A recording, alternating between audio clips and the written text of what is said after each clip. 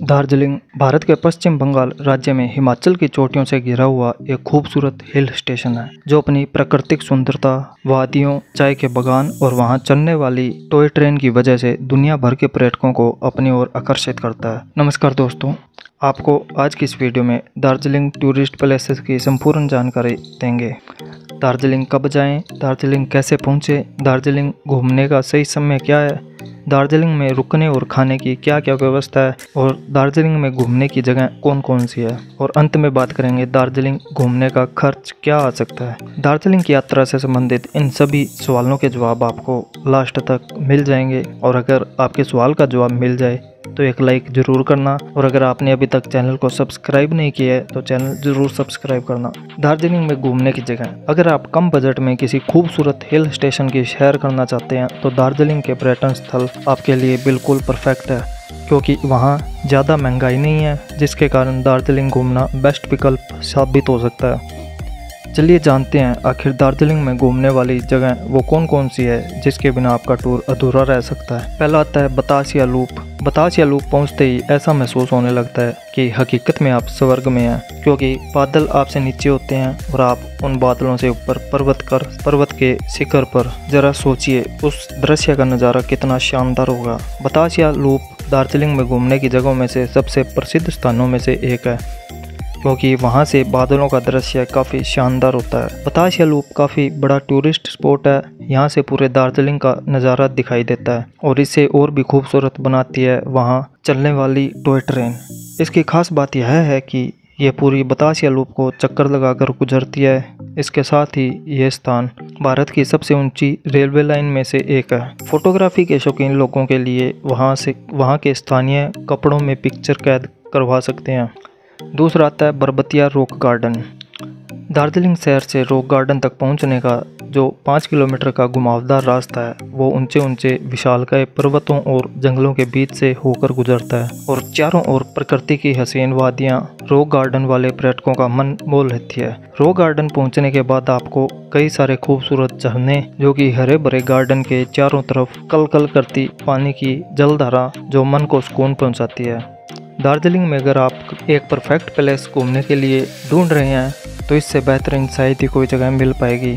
खास तौर पर फोटोग्राफी के शौकीन लोगों के लिए रॉक गार्डन काफ़ी शानदार साबित हो सकता है। रॉक गार्डन के लिए टिकट मात्र 20 रुपये है, जो कि सुबह 8 बजे से शाम 5 बजे तक खुला रहता है। अगला आता है tiger hill station.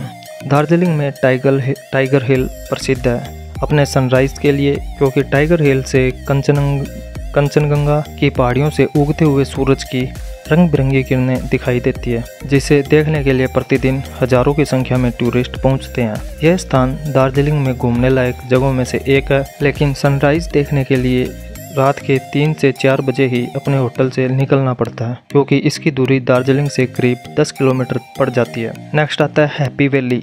Happy valley एक चाय का बागान है जहां हजारों एकड़ में फैली चाय की खेती की जाती है, और यह शानदार स्थान टूरिस्टों के लिए बेहद पसंद आती है, क्योंकि यह स्थान पूरी तरह से बादलों से ढका हुआ होता है। मानो ऐसा प्रतीत होता है कि आप बादलों को अपने हथेलियों से छू सकते हैं। नेक्स्ट आता है चौरास्ता। दार्जिलिंग में चौरास्ता एक बहुत ही पावरफुल प्लेस है। यहाँ पर टूरिस्ट के साथ साथ स्थानीय पर्यटक भी काफ़ी ज़्यादा एंजॉय करते हैं, चाहे बूढ़ा व्यक्ति, फिर चाहे जवान या फिर बच्चे, हर आयु वर्ग के लोग चौरास्ता में मस्ती करते हुए मिल जाएंगे। यह जगह इसलिए भी फेमस है क्योंकि यहाँ से दार्जिलिंग की ऊंची घाटियाँ और शानदार व्यू पॉइंट देखने के लिए मिल जाते हैं, जिसकी वजह से भारी संख्या में पर्यटक मौजूद रहते हैं। नेक्स्ट आता है सिमाना व्यू पॉइंट। दार्जिलिंग के पास लेप्चा जगत में सिमाना का वैली व्यू पॉइंट, जहाँ से नेपाल का दृश्य दिखाई देता है, यह वाकई में एक दिलचस्प जगह है। यहाँ दिल को छू लेने वाली वादियों का परिदृश्य काफ़ी खूबसूरत होता है। इसके साथ ही सिमाना में काफ़ी बड़ी मार्केट भी है, जहां अपने चाहने वालों के लिए दार्जिलिंग की यादों के रूप में गिफ्ट भी खरीद सकते हैं। नेक्स्ट आता है ऑरेंज वैली चाय बागान। रॉक गार्डन के रास्ते में ही दार्जिलिंग की प्रसिद्ध चाय की बागान देखने को मिल जाती है, जहां पर लोकल चाय का टेस्ट लेना बिल्कुल भी मिस न करें, क्योंकि यहाँ की चाय संतरे की रंग की तरह होती है और टेस्ट बिल्कुल अलग तरह का होता है, जो काफ़ी स्वादिष्ट होता है। इस चाय की बागान में दार्जिलिंग आने वाले टूरिस्ट फोटोग्राफी करवाने के लिए ज़रूर विजिट करते हैं। नेक्स्ट आता है जोरपोखरी लेक। दार्जिलिंग में जोरपोखरी एक छोटी सी झील है, लेकिन इनकी सुंदरता आने वाले पर्यटकों को अपना दीवाना बना देती है। दार्जिलिंग हिल स्टेशन में फोटोग्राफी के लिए ये बेस्ट प्लेस है। नेक्स्ट आता है लेप्चा कंचनजंगा व्यू पॉइंट। दार्जिलिंग शहर से 14 किलोमीटर दूरी पर स्थित लेप्चा जंगल, जहां से कंचनजंगा सबसे करीब है, जिसका मनोरम दृश्य देखने के लिए दुनिया भर से टूरिस्ट दार्जिलिंग की इस खूबसूरत प्लेस को देखने के लिए एकत्रित होते हैं।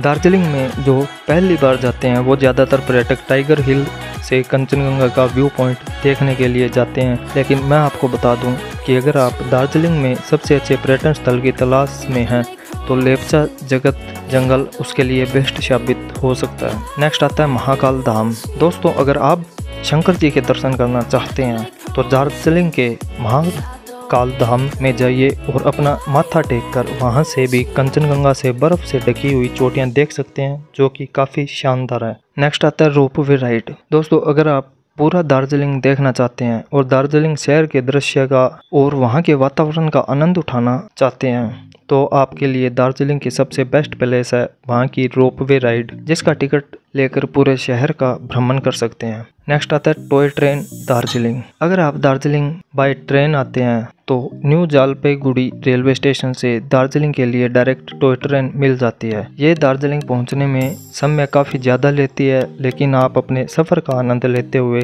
खूब एंजॉय करेंगे, क्योंकि आप पूरे दार्जिलिंग शहर के प्राकृतिक परिदृश्य को देखते हुए पहुँचेंगे, जो कि बेहद ही शानदार अनुभव रहता है।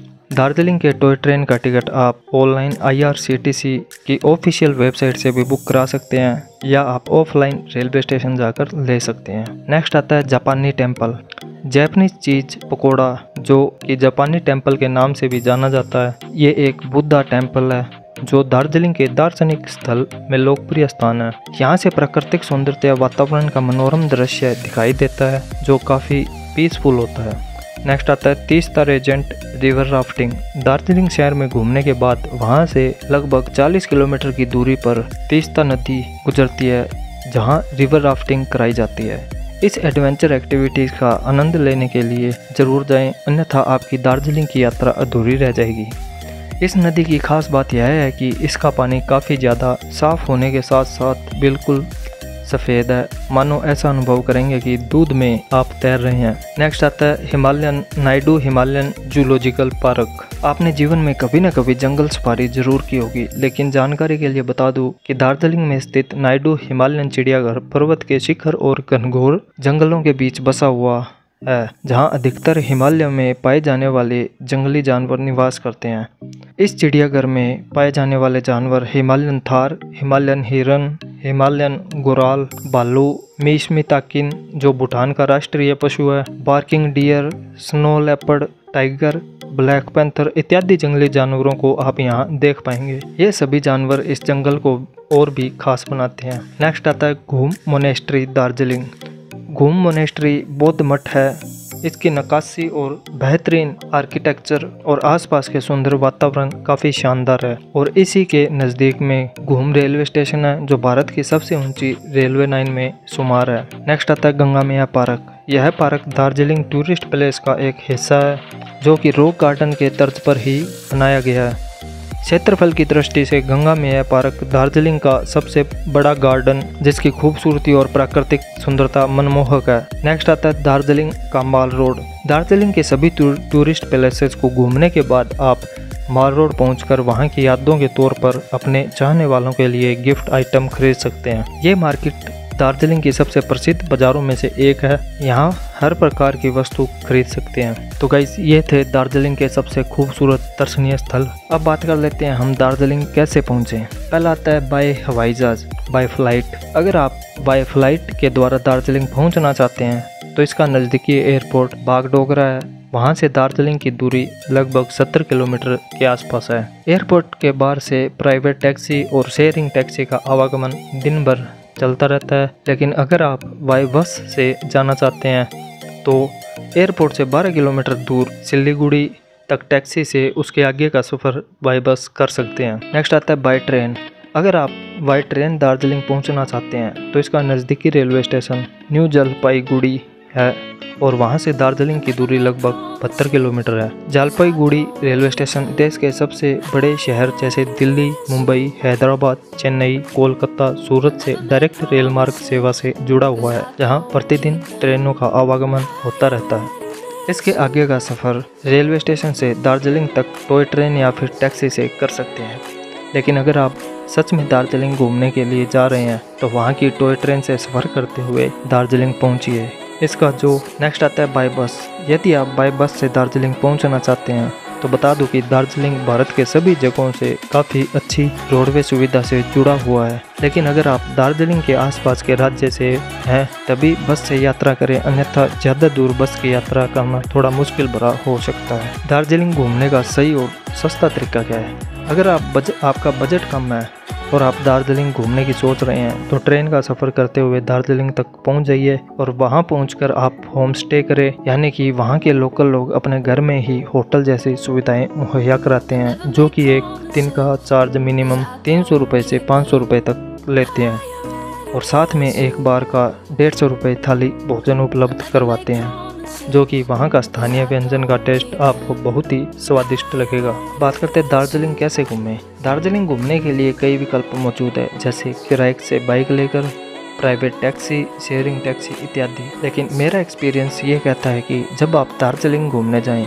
तो वहां पहुंचकर अपने लिए एक किराए की बाइक लें। इसका फ़ायदा ये होगा कि आप अपने मनपसंद प्लेस को अच्छी तरह से घूम पाएंगे, जिसका चार्ज अलग अलग बाइक के अलग अलग चार्ज होते हैं। जैसे स्कूटी का चार्ज सबसे कम होता है, जो प्रतिदिन के हिसाब से 500 से 700 रुपये चार्ज करते हैं।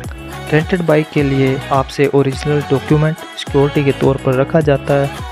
जब आप बाइक वापस करेंगे तो आपके डॉक्यूमेंट लौटा दिए जाते हैं। जब आप बाइक लौटाएं तो एजेंट के साथ फ़ोटो ज़रूर खींच लें, जिससे आपको किसी प्रकार की कठिनाई नहीं होगी।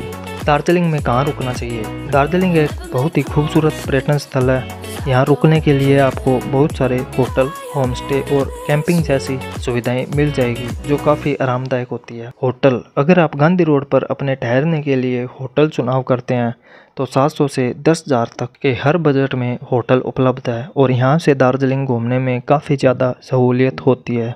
कैंपिंग, दार्जिलिंग में कैंप में ठहरना एक बेस्ट विकल्प साबित हो सकता है, क्योंकि अगर आप दोस्तों के साथ दार्जिलिंग घूमने जाते हैं तो दार्जिलिंग शहर से कुछ दूरी पर बने कैंप में अपने ठहरने का चुनाव कर सकते हैं। इनके चार्जेस ज़्यादा नहीं होते, लगभग 1000 रुपये प्रतिदिन से शुरू हो जाते हैं। चाहे तो इनके ऑनलाइन बुकिंग भी करवा सकते हैं। होम स्टे, मतलब कि वहाँ के स्थानीय लोग अपने घरों में पर्यटकों को होटल जैसी सुविधा देते हैं, जहां आप रुक सकते हैं और ये काफ़ी सस्ते और होटल से भी काफ़ी अच्छे होते हैं। दार्जिलिंग में घूमने का सही समय क्या है? वैसे तो दार्जिलिंग किसी भी मौसम में जा सकते हैं, लेकिन यहाँ घूमने का पीक टाइम अप्रैल से अक्टूबर का होता है, यानी कि गर्मियों के दिनों में दार्जिलिंग में भारी संख्या में देसी और विदेशी पर्यटक इसकी यात्रा पर निकलते हैं।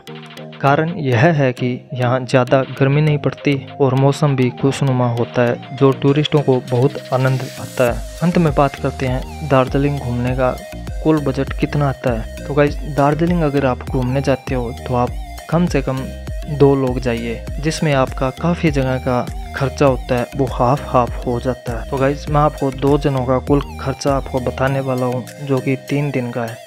तो गाइस, अगर आप 2 व्यक्ति दार्जिलिंग घूमना जाना चाहते हैं तो आप 3 दिन का लगभग सिंगल व्यक्ति का 5000 रुपये मिनिमम खर्चा आता है और ज़्यादा से ज़्यादा आपके बजट पर डिपेंड करता है कि आप कितना ज़्यादा खर्चा कर सकते हो। 5000 के अंदर सिंगल व्यक्ति, अगर आप 2 लोग जाते हो तो मतलब 2 लोगों का 10,000 के अंदर आप बड़े ही आराम से दार्जिलिंग घूम सकते हो। तो बस गाइस, ये थी आज की वीडियो दार्जिलिंग के दर्शनीय स्थल और टूर गाइड। अगर वीडियो पसंद आई हो तो एक लाइक ज़रूर करना। इसके अलावा अगर आप किसी भी स्थान पर टूरिस्ट प्लेसेस व टूर गाइड वीडियो चाहते हो तो आप मुझे नीचे कमेंट करके बता सकते हो।